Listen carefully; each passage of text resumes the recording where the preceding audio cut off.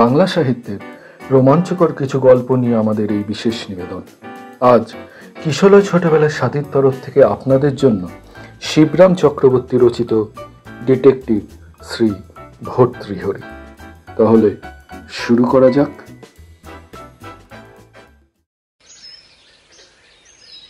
Detective Shri ভর্তৃহরি সেদিন বিকেলে সবেমাত্র কলেজ স্কোয়ারের একটা বেঞ্চে এসে বসেছেন।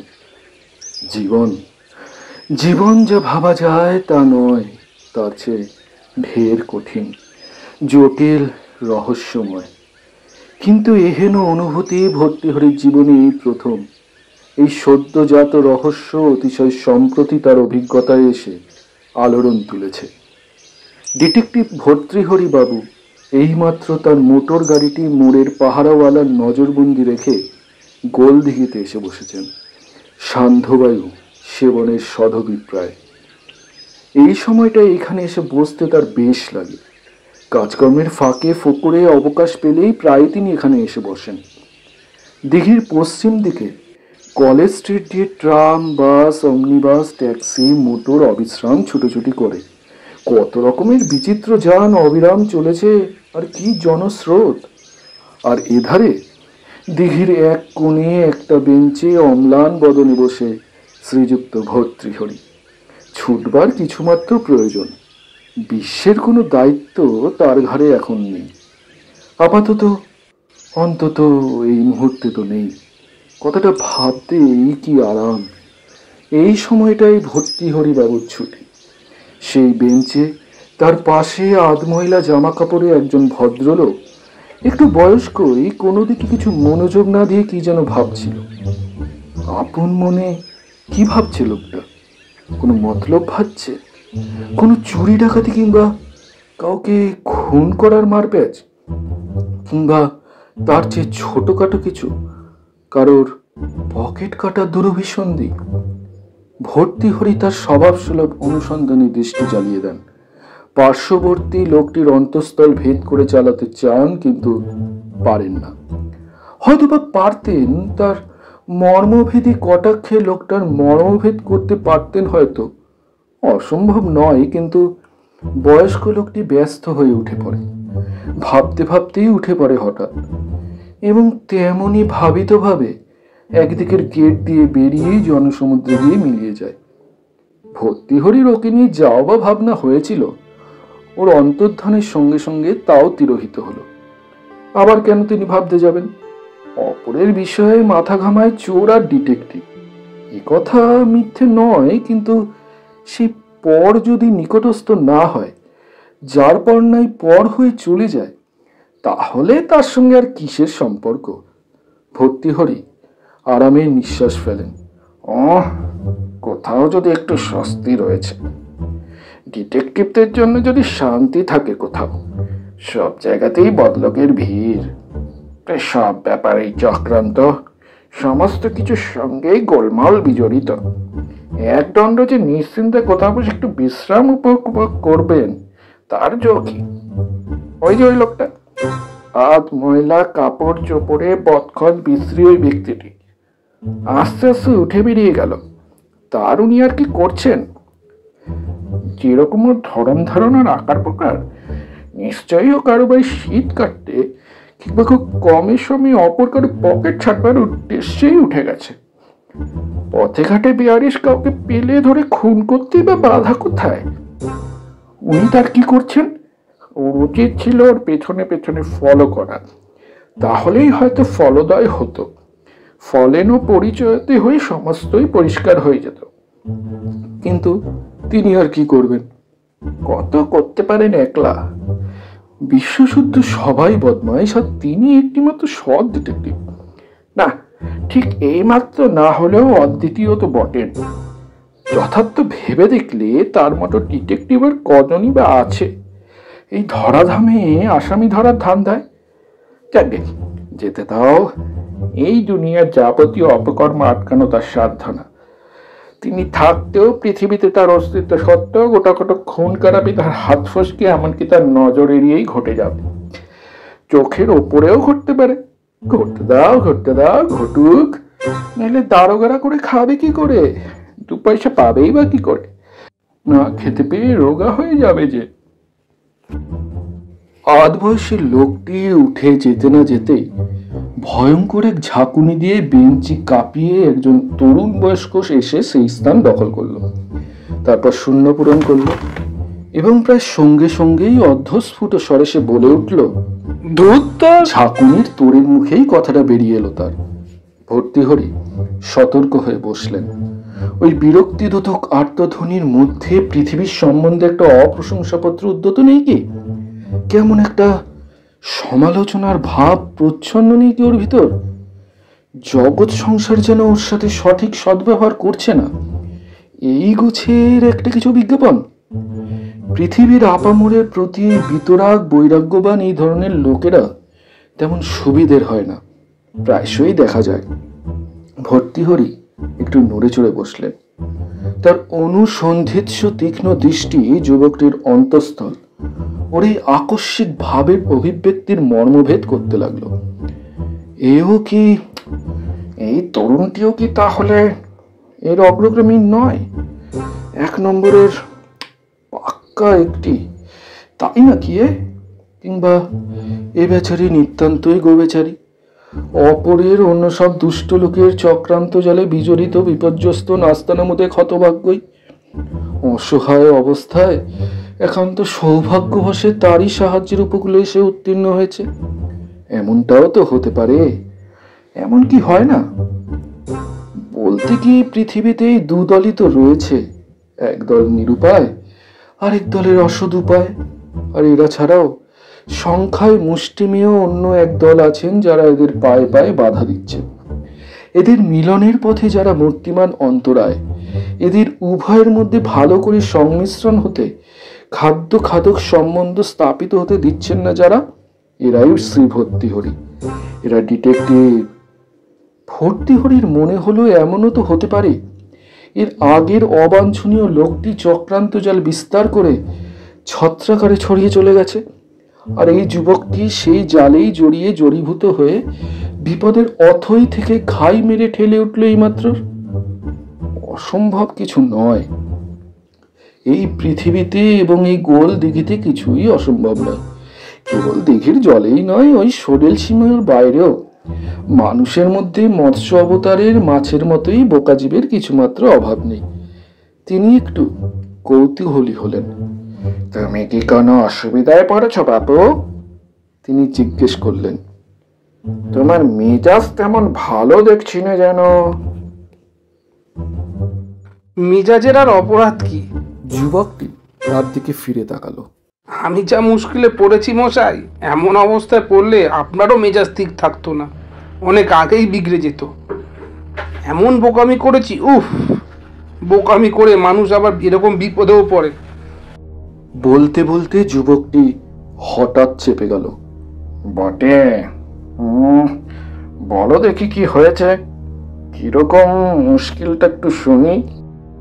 বলবো কি মশাই, আজ বিকেলে এই একটু আগে এসে নেমেছি কলকাতায়। চেনা এক বন্ধুর বাড়িতে উঠবো এই স্থির। বছর 2 আগে আর একবার যখন এসেছিলাম তাদেরই বাড়িতে ছিলাম। এখন সেখানে গিয়ে দেখি কোথায় সেই বাড়ি, কোথায় কি বন্ধুর পাত্তাই নেই। বলো কি, খুনটুন করে ফেরান নাকি তোমার সেই বন্ধুটি? ভর্তৃহরির বিস্ময় আরো বাড়ে। কিন্তু বাড়িও নেই, বাড়ি পর্যন্ত লোপাট। বাড়ির পলায়ন ভর্তৃহরির কাছে ভালো লাগলো না, একটু বাড়াবাড়ি বলেই বোধ হলো যেন। বাড়ির পালাবার কি প্রয়োজন ছিল? না না, বাড়ি ঠিকই আছে, বাড়ি কোথাও যায়নি, যেতে পারে না। যুবকটির মতো অতদূর নাস্তিক তিনি নন। তুমি ভালো করে খুঁজে দেখেছ? খুঁজতে কি আর বাকি রেখেছি মশাই? যদ্দূর খুঁজবার তা কসুর তো করিনি, কিন্তু খুঁজে আর কি হবে? সেখানে সিনেমা হাউস খাড়া হচ্ছে, নিজের চোখেই দেখে এলুম। আপনি কি এরপরও খুঁজতে বলবেন? এরকম প্রায় হয়ে থাকে বটে। ভর্তৃহরি এতক্ষণে আন্দাজ পান। আজ যেখানে ড্রাইং ক্লিনিং ছিল, কাল দেখবে সেখানে চায়ের দোকান। বেমালুম রেস্তোরাঁ বনে গেছে। তার কদিন পরে যাও, দেখতে পাবে রাতারাতি রেস্তোরাঁ বদলে হেয়ার কাটিং সেলুন। নাপিত খচখচ করে কাজে চালাচ্ছে, চুল ছাটবার নামে রক ঘেসে তোর পকেটের ওপরে। আর কিছু না, এসব জোচ্চুরি ব্যাপার। অসাধু লোকের সংখ্যা বেড়ে গেছে বেজায়। আসল ব্যাংক মনে করে আজ যেখানে তুমি টাকা রাখলে, কাল দেখবে সেটা রিভার ব্যাংক। তোমার যথা সর্বস্বই জলে। তারা দয়া করে লাল বাতি জেলে বসে আছেন। যে যা পাচ্ছে, যেখানে পাচ্ছে, যাকে পাচ্ছে অপরের মেরে ধরে নিয়ে সটকে পড়ছে। লোক ঠকানো ব্যবসা আর কি। কিন্তু আমার বন্ধু বাড়ি সমেত উধাও হয়ে গেল। আমাকে যা ঠকিয়েছে মশাই, তার কাছে এসব লাগে না। ট্যাক্সি ড্রাইভার যা বলল, তার থেকে জানা যায় তার নাকি একটা হোটেল আছে। তার জানা সেই হোটেলে আমাকে তুলে দিয়ে ভাড়া নিয়ে এসে চলে গেছে। আর আমি করেছি কি, সেই হোটেলে একটা কামরায় আমার ব্যাগ, বেডিং, সুটকেস ইত্যাদি সমস্ত কিছু রেখে একটা টুথপেস্ট কিনবার জন্য বেরিয়েছি। তারপর তারপর আর কি বলবো মশাই, সেই হোটেলও এখন আর খুঁজে পাচ্ছি না। হোটেলের নাম কি? ভর্তৃহরি জিজ্ঞেস করলেন। তার গলার স্বরে কিঞ্চিত ক্ষুণ্ণতা। ট্যাক্সি ড্রাইভার নিরাপদে পৌঁছে দিয়ে গেছে, জিনিসপত্র নিয়ে চম্পট মারেনি জেনে তিনি অনেকটা হতাশ হয়েছেন। এখন হোটেল খুঁজে পাওয়া যাচ্ছে না, এই হোটেল হারা একটি যুবক মাত্র। তিনি বেশ একটু মর্মাহতই হলেন। তাই তো মনে পড়ছে না মশাই, নাম মনে থাকলে তো হতোই। তবে আর মুশকিল কোথায়? এ আর কি মুশকিল? হোটেলটা এখান থেকে কত দূর? খুব কাছাকাছি কি? এই গোলদিঘির আশেপাশে হ্যারিসন রোড, মির্জাপুর আর আমা স্ট্রিটের সবই হোটেলে ভর্তি। এইখানেই যত রাজ্যের হোটেল আর বোর্ডিং হাউস। আরে একটা তো হোটেল নয় রে বাবা। যাক, একটু ঘুরতে হবে এই আর কি। বাড়িটা দেখলে চিনতে পারবে তো? সেইখানেই তো গোল মশাই। কি রঙের, কি ঢঙের, কি রকমের কতলা বাড়ি, কিছুই তো ভালো করে দেখিনি। তাছাড়া কাছ থেকে একটা টুথপেস্ট কিনে এক্ষুনি ফিরে আসবো, ভালো করে চিনে রাখার দরকারও মনে করিনি। এখন একটু সবই চিনে নেন, কাউকেই চেনা যাচ্ছে না। ভর্তৃহরি যুবকটির ভগ্ন হৃদয় রসিকতায় রস দিয়ে ভর্তি করতে চান। তারপর তারপর এ দোকান সে দোকান করতে করতে রাস্তা গুলিয়ে ফেলেছি। না না, তাহলে তো সত্যিই গোল পাকিয়েছ হে, দস্তুর মতো গোল। অনুসন্ধানের সূত্র পেয়ে, এমনকি দীর্ঘতর একখানা সূত্র পেয়েও ভর্তৃহরির অনুসন্ধিৎসা জাগে না। গরু খোঁজা আর বাড়ি খোঁজায় কার আর উৎসাহ হয়? তার উপরে গরুর জন্য বাড়ি খুঁজতে হলেই তো হয়েছে। ভারী মুশকিল হয়েছে। বাড়িটা তো চিনে রাখিনি, কোন রাস্তায় যে তাও জানি না। অথচ আমার জিনিসপত্র সবই তো ওই হোটেলে গেল। টাকা কড়ি যা কিছু আছে, এখন যে কি করি। কি আর করবে? এখন একমাত্র কাজ হচ্ছে সস্থানে প্রস্থান করা। যেখান থেকে এসেছো সেখানেই পত্তপাট ফিরে যাওয়া। নিজের বাড়ি বিট্টান দেওয়া ছাড়া আর উপায় কি? এছাড়া তো আর পথ দেখছি না। অবশ্যই কাছাকাছি থানায় একটা খবর দিয়ে যেতে পারো। তারা যদি তোমার হোটেল আর জিনিসপত্রের পাত্তা পায়, তো তখন তোমার দেশের ঠিকানায় পাঠিয়ে দেবে। বলতে বলতে ভর্তৃহরির মুখ বক্র সন্দেহবাদে ভর্তি হয়ে ওঠে। পুলিশের কার্যকারিতার প্রতি তাদের ডিটেকটিভদের আস্থা যে কত কম, কীদৃশ অগভীর, সেই কথাটাই যেন তার বদনমণ্ডলের চারিধার থেকে ভিড় করে বিকশিত হতে থাকে। তা না হয় গেলাম, পুলিশে খবর দিয়েই গেলাম, না হয় চলে গেলাম রাতের ট্রেনে। কিন্তু কি যেন একটা কথা বার হবার আগেই দাঁতের চৌকাটে এসে হঠাৎ হোঁচট খায়। কিন্তু বিয়ারিং পোস্টে ফেরত যাওয়া যাবে না তো? তা তো যাবেই না, তার কি করে করা যাবে? না গেলেও যে হয় তা নয়, আপাতত অন্য কোনো একটা হোটেলে উঠে দুঃসংবাদ জানিয়ে বাড়িতে তার করে দিলেও হয়। বাড়ি থেকে টিএমওতে টাকা আনিয়ে নেওয়া যায়। বাবা তো দেশের একজন জমিদার, টাকার তো তার অভাব নেই, খবর পেলে এক্ষুনি টাকা পাঠিয়ে দেবে। কিন্তু কিন্তু কিন্তু তাহলে কি? এক্ষুনি তাহলে খবর পাঠিয়ে দাও। ভর্তৃহরির সঙ্গে সঙ্গে ব্যবস্থা। তার করে পাঠাতেই বা পাতা কিসের? কিন্তু তার আগে একটা ঠিকানায় ওঠা তো চাই। টাকা পৌঁছাবে কোথায়? দেখে শুনে একটা হোটেলে ওঠা দরকার। আমার ঠিক ঠিকানা তো দিতে হবে না? হোটেলের আমার অভাব কি? প্রশ্নপত্র পাওয়ার সাথেই ভর্তৃহরির উত্তর পেশ। কিন্তু হোটেলে উঠতে টেলিগ্রাম করতে ছেলেটির কোথায় যেন আটকে যায়। পোস্ট অফিসটা কোন দ্বারে জানতে চাও? ভর্তৃহরির জিজ্ঞাস্য হয়। কিন্তু হোটেলে উঠতে গেলে টেলিগ্রাম করতে হলে টাকা তো লাগবে। এসবের জন্য তো টাকা লাগে বোধ হয়। আর টাকা কই আমার কাছে তো কিচ্ছু নেই। ভর্তৃহরি এই তথ্য অনেক আগেই জেনেছেন। তার কাছে সংবাদে কোনো নতুনত্ব ছিল না। আপনাকে সদাশয় ভদ্রলোক বলেই আমার বোধ হচ্ছে। আপনি যদি আমাকে বিশ্বাস করতে পারেন, যদি আমাকে সরল বিশ্বাসে গোটা কয়েক টাকা আপনি... হ্যাঁ, তোমাকে আমি নিশ্চয়ই দিতাম যদি তোমার এই কাহিনীতে আমি আস্থা স্থাপন করতে পারতাম। ভর্তৃহরি পরিষ্কার গলায় বলেন, মুশকিলটা কোথায় হয়েছে জানো? হোটেল হারানোই নয়। রূঢ় অপ্রিয় সত্যটা বলবেন কিনা ভর্তৃহরি মুহূর্ত মাত্র ভাবেন। টুথপেস্ট কিনতে বেরাতেও না। তাহলে মুশকিল হয়েছে এই যে সবই ঠিক আছে, কিন্তু যে টুথপেস্টটা কিনেছ সেইটাই কেবল দেখাতে পারছো না। ভর্তৃহরি বিচক্ষণের মতো মৃদু মধুর হাস্য। কাহিনীটা ফেরেছিলে মন্দ না বাবা, প্রায় অপরাজেয় কথা শিল্পীদের মতোই বানাতে পেরেছিলে, কিন্তু তোমার গল্পের ওইখানটাতেই যে গলত থেকে গেছে। আসল জায়গাটাই কাঁচা রেখে দিয়েছ হে, আর সেই কারণেই ধরা পড়ে গিয়েছ। বুঝতে পারছি।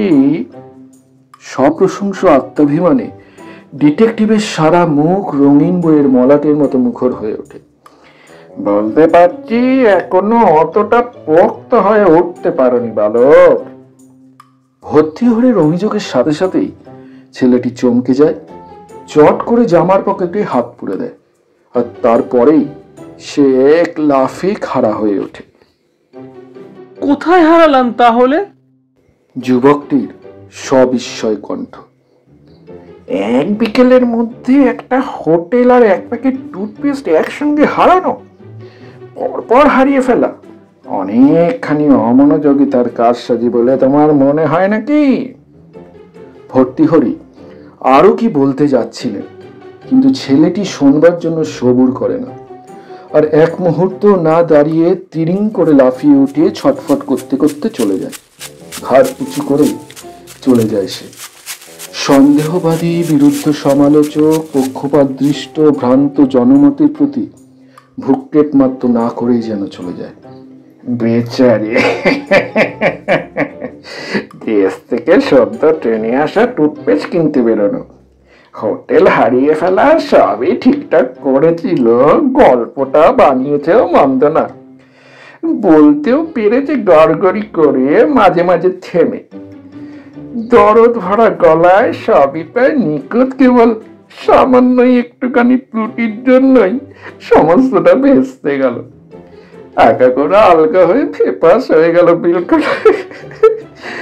আরো একটু বুদ্ধি খরচ করে আগে থেকে যদি চকচকে মোড়কে মোড়া টুথপেস্টের একটা প্যাকেট দোকানের ক্যাশ মেমো সমেত নিজের পকেটে মজুর রাখতে পারত, তাহলে বলতে কি ওকে আমি একটি উদীয়মান প্রতিভা বলেই আখ্যা দিতে পারতাম। ওর জন্য আর ভাবনা ছিল না, তাহলে নিজের লাইনেই ও করে খেতে পারত। আস্তে আস্তে তিনি বেঞ্চি ছেড়ে ওঠেন এবং প্রায় সঙ্গে সঙ্গেই তার নজর পড়ে বেঞ্চির তলায় মোড়কে মোড়া দীর্ঘাকৃতি। কিউটা, এটা টুথপেস্টই তো বটে। দোকানের গ্যাস মোমো জ্বালানো সত্তা কেনা যে, তাতে কোনো ভুল নেই। বোঝা গেল ছেলেটি যে সময় গা ঝাঁকি দিয়ে ঝুপ করে বেঞ্চে এসে বসেছিল, ঠিক সেই সময়ই ওঠা ওর পাঞ্জাবির পকেট থেকে টপকে ধরাশায়ী হয়েছে। ভর্তৃহরি অর্ধস্ফুট একটু আত্মনোট করেন। ইস, ওর আত্মবিশ্বাস শিথিল হয়। মানুষকে লসাগু রাকের মতো যতটা সোজা মনে করেছিলেন ততটা সোজা নয়। মানুষের জীবনও গোলক ধাঁধার মতো বেশ একটু জটিল বলেই তার বোধ হয়। না, ছেলেটাকে এবার খুঁজে বার করতে হবে। এই অজানা শহরে, অপরিচিত নির্বান্ধব জায়গায় নিরাশ্রয় হয়ে অসহায় অবস্থায় কোথায় না জানি ঘুরে মরছে এখন। এধারে ওধারে চারিধারে খুঁজতে খুঁজতে যখন প্রায় হতাশ হয়ে হাল ছেড়ে দিতে তিনি উদ্যত হয়েছেন, এমন সময় দেখতে পেলেন সেই ছেলেটি জনসমুদ্রের উত্তাল ঢেউয়ে টাল খেতে খেতে ওধারের মোড় ঘুরে রাস্তা পেরিয়ে এধার পানি আসবার চেষ্টায় রয়েছে। শোনো শোনো, তাড়াতাড়ি শুনে যাও এদিকে। সাইরেনের আওয়াজের মতো ভর্তৃহরির একখানা ডাক। যুবকটি উদ্ধতভাবে ফিরে এলো। তোমার গল্পের প্রধান চাকরি এসে পৌঁছেছে। এই বলে তিনি প্যাকেটে আটক টুথপেস্টটা হাত বাড়িয়ে দিলেন। এই নাও তোমার টুথপেস্ট। বেঞ্চির তলাতেই পড়েছিল। যখন তুমি ওখানে বসেছিলে তারই এক ফাঁকে ওটা হয়তো তোমার পকেট থেকে পড়ে গেছিল, তোমার অজান্তেই। তুমি চলে আসবার পর উঠতে গিয়েই নজরে পড়লো আমার। যাকে বাদ দাও, বাদ দাও। তোমাকে অযথা সন্দেহ করেছি বলে কিছু মনে করো না। এই নাও, এখন এই গোটা 10 টাকা হলে যদি তোমার চলে। এই বলে ভর্তৃহরি তার পকেট হাতড়ে নোটে টাকায় রেচকিতে এবং খুচরো খাচরায় মিলিয়ে যা ছিল সব ঝেড়ে ঝুড়ে ছেলেটির হাতে তুলে দিলেন। যদি এখনকার মতো তোমার চলে যায়, আপাতত একটা হোটেল থেকে অটো আর বাড়িতে তার করে দেওয়ার পক্ষে যথেষ্ট বলে মনে করো। এবং এবং আমার ন্যায় অবিশ্বাসপ্রবণ ব্যক্তির কাছ থেকে টাকাটা নিতে অবশ্যই ঋণ হিসেবেই নিতে তোমার যদি তেমন আপত্তি না থাকে। ছেলেটি তৎক্ষণাৎ হাত বাড়িয়ে টাকাটা পকেটস্থ করে তার সমস্ত সমস্যার মীমাংসা করে দেয়। আর এই আমার কার্ড, এতে আমার ঠিকানা আছে। ভর্তৃহরি বলে চলেন। এই সপ্তাহের মধ্যে বা পরে যখন বাড়ি থেকে তোমার টাকা এসে পৌঁছবে, তারপরে সুবিধে মতো যে কোনো দিনই টাকাটা ফিরিয়ে দিলেই চলবে। আমার ঠিকানায় এমও করেও দিতে পারো। আর এই না তোমার টুথপেস্ট, ভালো করে রাখো, আবার যেন কোথাও হারিও না। এই প্যাকেটটা তোমার বিশ্বস্ত বন্ধুর মতোই কাজ করেছে। খাঁটি বন্ধুরা যেমন ছেড়ে চলে গেলেও দুঃসময়ে ঠিক ফিরে আসে, আসলে এরই কাছে, সৎ ব্যবহারের কাছেই তুমি ঋণী। ভাগ্যিস টুথপেস্টটা আপনি পেয়েছিলেন। এই বলে ছেলেটি তো কি করে দু একটা কথা যেমন বলতে গেল, খুব সম্ভব ধন্যবাদের ভাষাই হবে, এবং তারপরেই সে যে ধার থেকে এসেছিল রাস্তা উতরে ফের সেই দিকেই চোচো করে দৌড় মারল। বেচারি, ভর্তৃহরির মুখ থেকে বার হলো আবার তরুণ যুবকটির উদ্দেশ্যে। অপর দেখে আর কখনো আমি কোনো মানুষের বিচার করব না। প্রায় ভারী ভুল হয় তাতে। উফ, কি বিপদটাই না হতো আজকে। আমার ঠিক না হলেও ছেলেটির তো বটেই। কি অসুবিধাতেই না পড়তো বেচারা। না, মহামতি শেক্সপিয়ার যথার্থই বলেছিলেন, হোরাসিও না কাকে লক্ষ্য করে যেন বলেছিলেন না, কিন্তু ঠিক কথাই বলেছিলেন, জীবন যে কি বেশি রকমের জটিল, আর মানুষ যে কতদূর রহস্যময়। ভাবতে ভাবতে তিনি মুহ্যমান হয়ে পড়েন। পায়চারি করতে করতে আবার তিনি পার্কের মধ্যে ফিরে আসেন। গোল দেখিতে আরো দু একটা চক্কর মেরে গাড়ি ধরে এবার বাড়ি ফিরবেন। ঘুরতে ঘুরতে ঘুরপাক খাবার মুখে সে আগের বেঞ্চির কাছাকাছি আসতেই একটি অভূতপূর্ব দৃশ্য তিনি দেখতে পান। এক ব্যক্তি অত্যন্ত আগ্রহ ভরে বেঞ্চির নিচে আশেপাশে চারিধারে ভারী উকিঝুঁকি মারছে। দেখবা মাত্রই লোকটিকে তিনি চিনতে পারেন। ছেলেটির বেঞ্চি অধিকারের আগে এই লোকটি তার পাশের স্থান দখল করে বসেছিল। আপনার কি কিছু হারিয়েছে নাকি? ভর্তৃহরি জিজ্ঞাসা করলেন। কি খুঁজছেন অমন করে? হ্যাঁ মশাই, এই মাত্র কেনা। একটু টুথপেস্টের প্যাকেট। বলা বাহুল্য, ভর্তৃহরির সামলাতে একটু সময় লাগে। মানুষ সম্বন্ধে তার নিজের অভিজ্ঞতার প্রতিও আস্থা ততটা সুদৃঢ় নেই। এমনকি নিজের প্রত্যক্ষ দর্শন থেকে নতুন এক জীবন দর্শন রচনায়, কেবল রচনা কেন, মনের মধ্যে তার মুদ্রণে পুনর্মুদ্রণে আর পুনঃ রূপ সংশোধনে যে সময় তিনি মশগুল হয়ে আছেন, সেই কালে সে সমস্ত সবকিছুর ভিত্তিমূল টলিয়ে দিতে এ আবার কি এক নতুন নিদর্শন? আধা বয়সী লোকটি তার চিন্তা সূত্র ছিন্ন করে দেয়। টুথপেস্টের জন্য তত না, ওটা হারালে তেমন কিছু ক্ষতি ছিল না, কিন্তু ওর মধ্যে ওই প্যাকেটের ভেতরে আমার মাইনের।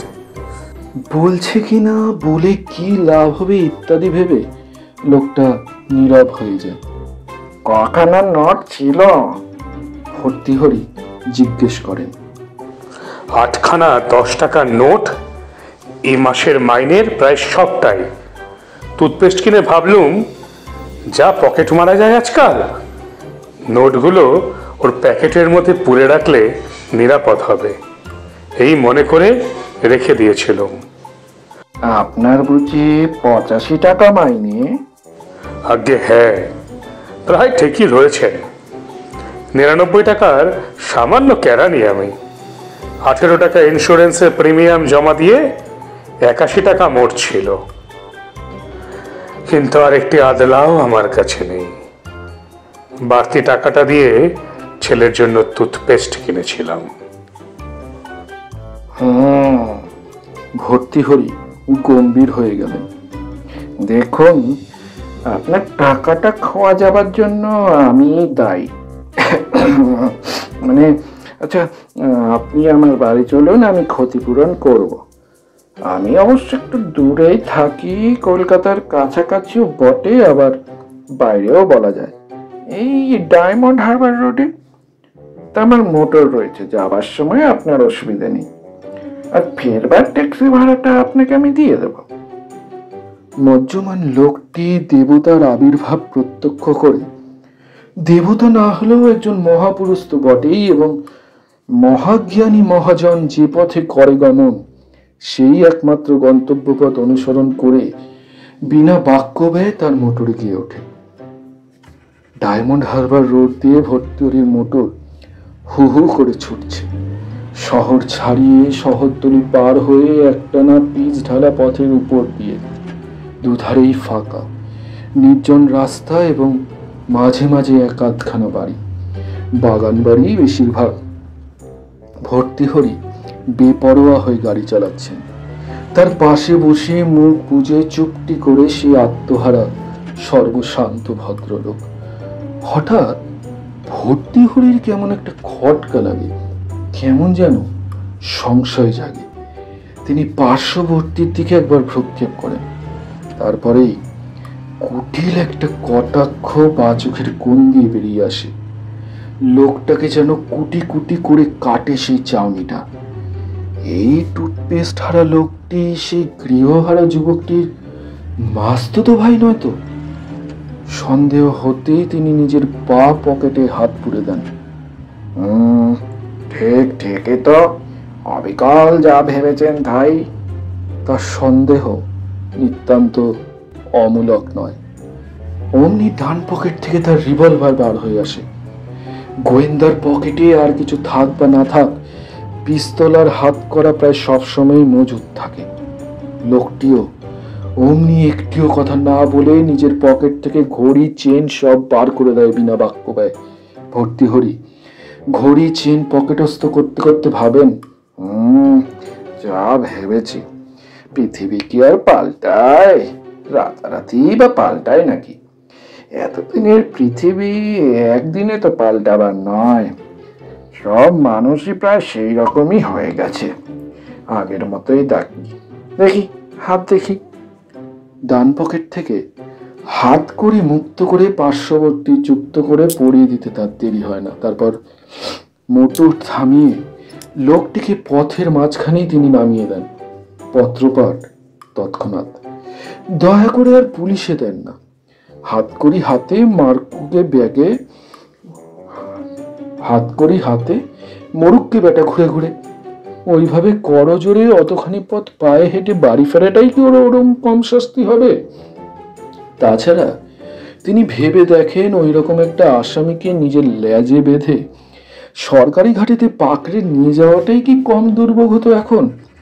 এবং তাছাড়া তার মতো ধুরন্ধর গোয়েন্দার ট্যাগ থেকেই চেনগুড়ি খোয়া যায়। নিজের এত বড় বাহাদুরির পরিচয় থানা পুলিশে জানবার তার গরজ কি? ভণ্ড কেরানিটাকে নিজের সঙ্গে হাতাহাতি করবার সুযোগ সহ বিপথে বিসর্জন দিয়ে চিন্তা করে চিত্তে তিনি গাড়ি হাঁকাতে থাকেন। পৃথিবীর হলো কি? মানুষরা সবাই যদি দাগি হয়ে যায়, প্রায় সকলেই যদি চোর ছেচর বনে গিয়ে থাকে, তাহলে তিনি একলা ভালো মানুষ হয়ে একাকী শতলোক কত দিক সামলাবেন? ভাবতে ভাবতে তিনি ঘাবড়ে যান। অবশেষে দীর্ঘ নিঃশ্বাস ফেলে তিনি ভেবে দেখেন, যাক, তার জানাশোনার ভেতরে একজনও যে সাধু ব্যক্তি তবু আছে।